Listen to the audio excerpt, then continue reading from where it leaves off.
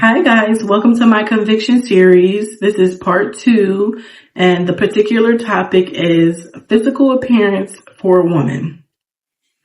Now this conviction hit me harder than many of the other convictions that hit me, but this one was like the icing on the cake for me. So a little backstory of me growing up. Like I've discussed in my previous videos, it was apparent to me growing up that, listen, how you present yourself is basically your representation, and how people will treat you is based on how you present yourself in the world. So growing up in religion, growing up going to church, I always had to, dress like a lady, act ladylike, which was kind of hard to do when I had 3 brothers. So if you know. Especially being the only girl in the family, I was always with my brothers. Like, we were very family oriented, so they always wanted to do some dangerous stuff that I wanted no parts of, but because I was always with them and had to be with them, I had no choice but to join in. But outside of, just that kind of environment, I had to kind of dress the part. And I grew up watching my mother, she cared very much so about her physical appearance, and therefore she made me care about my physical appearance, because she's like, as a woman or as a young lady, it's imperative. Like, I know you're a little rough around the edges, but someone shouldn't look at you and know that you're rough around the edges. So I kind of grew up looking at my mom and admiring her, because she was a very beautiful woman. And she just always had her hair nice. She always had nice clothes. She always had very nice makeup. Now, she was a minimalist when it came to makeup, but the little makeup that she did put on looked nice. And she was always adamant about, not stepping foot outside the house unless, she presented herself as, a nice, well put together woman. So as I've grown older and over the years, once it got to my adulthood years, I would say maybe late teens, early young adult stage, is when I started wearing my little minimal makeup, putting on clothes that look presentable, always felt like my hair had to be done. And it used to kind of annoy my mom, because she's like, you just go into the store. We live in a city. The store's at the corner of our street. You can just get up and go to the store. You don't have to do all of that. And I'm like, no, yes, I do. Let me go get in the shower. I can remember times on times when she would ask me to go to the store for her, because I was the only one in our family that would get everything that she wanted exactly how she wanted. So I would be asleep and she would come in my room and wake me up like, Mary, I need you to go to the store for me. Mary was my childhood nickname. And I'm like, I'm asleep. I'm like, okay, I'm gonna get ready. And she used to get so irritated, like, no, can you go now? Because I want to get to the store when it first open, and this is a popular item. They're gonna go quick. And I'm like, okay, let me get ready. And she would just get so irritated, because I would have to go take a shower. I would have to pick out what I'm going to wear. I would have to do my little makeup, fix my hair, just to go outside and walk half of a block down the street to the store. And she would just be like, I don't understand why you got to do that. You got to go to the extremes. And I used to look at her like, weren't you the one that taught me this? So now that I'm applying it, you're mad? I just couldn't understand it. But this followed me all the way into my 30s. Now, I was very adamant on keeping my hair done. I gotta have nice clothes, jewelry, makeup, and it was minimal. It wasn't nothing too crazy. Maybe, a color on my lips, eyeliner, mascara, whatever the case may be. But it was just very apparent to me. I'm like, okay, some people may say, she's pretty. So now I gotta kind of keep up this persona, or this, I don't know how to describe it, but I have to look the part, basically, because people classify you as attractive. Now you gotta dress the part. And if you don't dress the part, then, they treat you differently.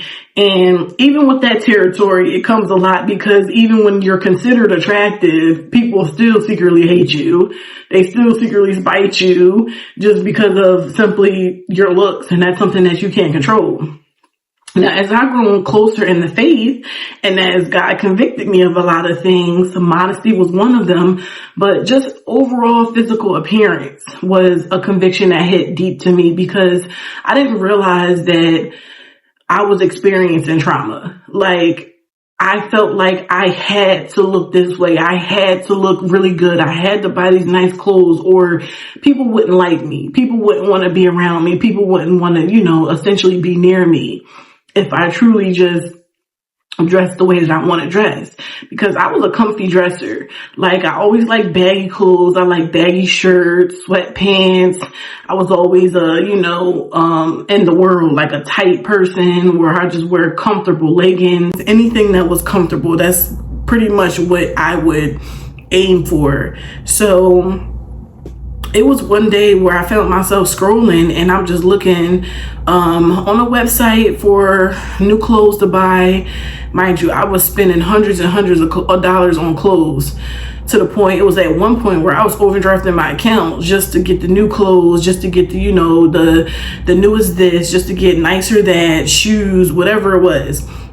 I was spending so much money going to the hair salon, getting my hair done. I haven't even factored in or fathomed how much I was spending because it was just so normalized for me. These over the top things became like basic maintenance for me. Like, I didn't view it as me being over the top. I just viewed it as, I'm a woman. Like, this is a necessity. We need these things. But just continuing to grow closer to God and closer to God, it just hit me one day, and I'm thinking in my own thoughts, I'm like, as I proceed to scroll online to buy this jacket that I wanted, or I forget what clothing it was, or it might have been a pair of sneakers because I was a sneakerhead at the time. So I was buying like a lot of Jordans. I had a collection, but I was just looking at this particular item and how much it cost, and it was like $200. And something just hit me, and it was just like, are you really about to spend $200 on sneakers that you probably gonna wear once this year and they're gonna sit in your closet? And at first I'm like, hold up, I feel attacked, but I'm thinking about this to myself in my own head. I'm like, okay, I'm not crazy. I'm not about to have a conversation with myself in my head. But it was just this back and forth. It was this nudge. I'm like, I'm tripping. So I went back and I was like, yeah, I'm about to get these. I don't have this color. And then it hit me again, and it was like, really? Another pair? And then something was just like, go in your closet. And then I go in my closet and I look at all the pairs that's just sitting up there on my shelf that I never wore.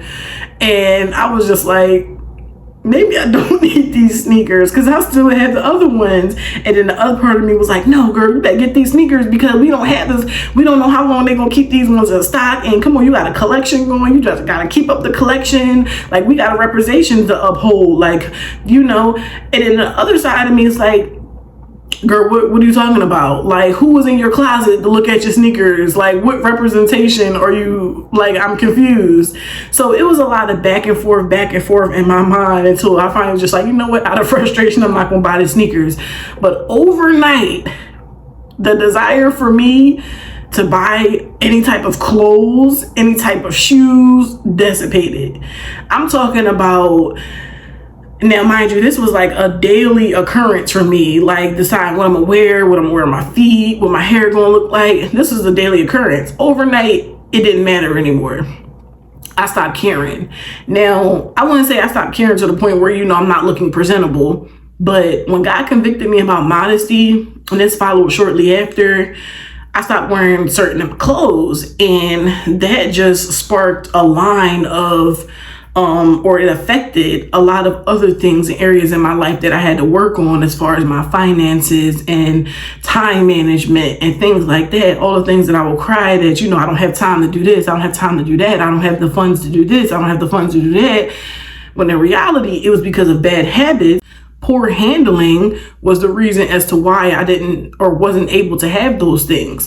So I just was like, okay, I looked through all my clothes, whatever clothes that, didn't suit me anymore, I gave away throughout. And then it narrowed down to me, okay, well, now I'm dressing modestly. I'm wearing dresses and I'm wearing skirts. Now, a lot of me, like I said, it dissipated, but at the same time, it was like I only had a few clothes, couple of dresses, a couple of skirts, nothing too crazy. So after a while, I started thinking like, no, that's not enough.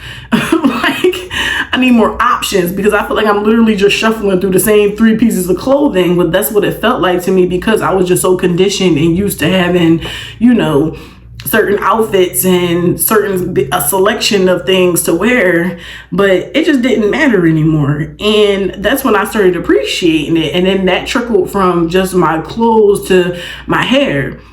I used to get so frustrated because my hair was just such a process. Like, it took me a day for the washing and drying, detangling, blow drying, and then it depended on now styling my hair. I promise you, within a day's time, I was in the bathroom contemplating on cutting my hair off. I'm like, I just can't do this no more. Like, I'm tired of going to the shop. I'm tired of them burning my hair out. I'm tired of sitting there for all day long just for me not to like it. I'm tired. I don't want to sit. And when I was doing my own hair, I'm tired of sitting in the mirror for 8 to 10 hours a day, feet hurting because I'm doing these elaborate styles, and all of that just completely frustrated. And it made me think of a verse in 1 Timothy, I believe. 1 Timothy, I think it was 1 Timothy chapter 2, verse 9. And it says, I want the women to dress modestly with decency and propriety, adorning themselves not with elaborate hairstyles and the wearing of gold jewelry or fine clothes. So I'm like, all right, I notice this conviction hit me right now. So I try to not think of my hair as torture. And I would just, wash, blow dry it. And then I would sit in the mirror and I'm like, what could I possibly do that I could leave in my hair and not have to worry about my hair for a good amount of time? And I just thought of braids. And I'm like, I'm going to do them big enough so that I'm not spending 12 hours in the bathroom doing them, but so that I can put them in my hair. It looks presentable. And then I can, as long as I'm washing it, weekly and stuff like that, I can maintain this hairstyle for a month, a little over a month. That just eliminated me having to do my hair every single week or 8 times a month for whatever reason. And nowadays, especially African American women, is prominent about silk presses and blowouts and just always having our hair straight. And we don't really have to keep up with all of that, to be honest. God doesn't want us obsessing over our hair. He wants us to look presentable. He wants us to look nice, but he also doesn't want us obsessing over it. And when I tell you this saved me so much money doing this and doing this route, it saves me so much money. I was spending $200 to $300 on braids just to take them out 2 days later because my scalp was itching real bad. They were too tight. And it's just unnecessary. I feel like just obsessing over my hair and over my appearance, period. So, throughout my relationship with God and as I continue to grow closer and closer and closer and these convictions happen, I just realized it doesn't matter what you wear, putting on your hair. You don't have to spend so much time when you could be putting that time in something else.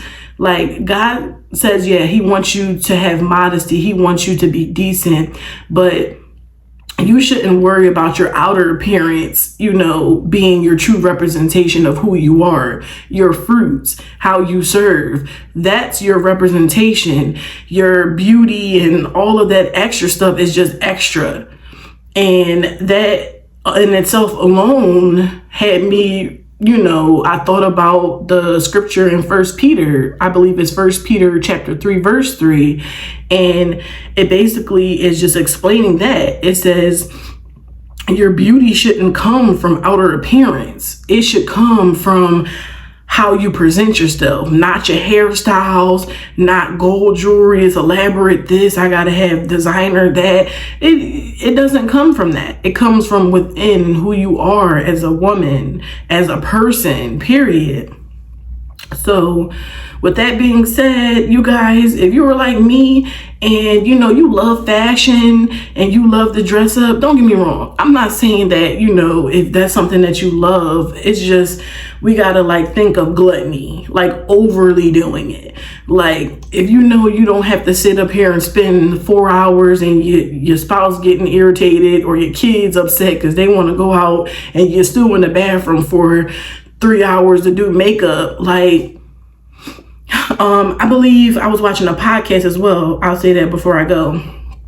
And in the podcast, this lady was explaining her experience with God. And he was telling her, like, one of the things that she used to love was makeup. And as she, got closer in her relationship with God, she was explaining how makeup just kind of like the desire to do it anymore just dissipated. And she couldn't understand it. She couldn't explain it. But she said she used to spend 4 to 5 hours every day having to put makeup on before she even left the house to do anything that she wanted to do. And, she wrestled deep down inside, and she was like, just having a conversation with God. And he just was like, why do you spend so much time putting makeup on? And she was just like, I just love makeup because that's just something that I love. But there was a deeper rooted issue there. And then she said it just made her think of all her childhood trauma of, never feeling like she was pretty. And it was always girls that were prettier. So once she discovered makeup, she was like, now I have a way to be somebody else. And, I can look beautiful and I will be more attractive to people. And God was just telling her, like, I love you for you. I created you in my image. You don't have to put on a face and pretend to be somebody else just because, you want the attention from other people. I'm here with you. I'm giving you all the attention that you need. And then she was like, it just makes us realize that God is literally all we need. But she was like, she wrestled for it for a while. She was like, well, I'm not doing this for other people. She tried to lie to her. So I'm not doing this for other people. I'm doing this for me. And then she truly felt like she was doing it for her. And he was like, well, if I'm telling you that, you don't have to put on a face. You don't have to spend so much time, doing all of this makeup just to go out every day, then what's stopping you from not doing it? Or not spending as much time. And she was just like, it was just so much revelation that hit her. And she was just like, yeah. So I went from 5 hours to a full face beat every day to now only spending like a couple of minutes, maybe a half an hour to do something minimal and then get out the door. And she was just noticing how for a while it was uncomfortable. But then she was able to, once she got past the uncomfortableness and realized like how much that God loves her and how much as individuals is important to like love ourselves before we can love anyone else, she started to see like, I don't need these full beats of makeup before I went out my day and started my day and things like that. And she actually turned her desire to love makeup into a career, and she started, doing makeup professionally. So that was just an amazing and inspiring story that I felt like I could share with you guys as well to kind of help you wherever you have challenges, whether it's your makeup, your clothing, your jewelry, the shoes you put on your feet. As a woman, we know how hard it is in the world, but we are not in the world. But we are not of the world. We are in the world. So we were designed, period, as believers to be set apart. So even as a woman, purity, modesty, all those things are attractive in God's eyes. And that should be the one that we focus on wanting to be presentable to. And with that, I love you guys, and I will see you in Conviction Series Part 3. Bye. Hi guys, if you like this video, please leave a like, comment, and subscribe.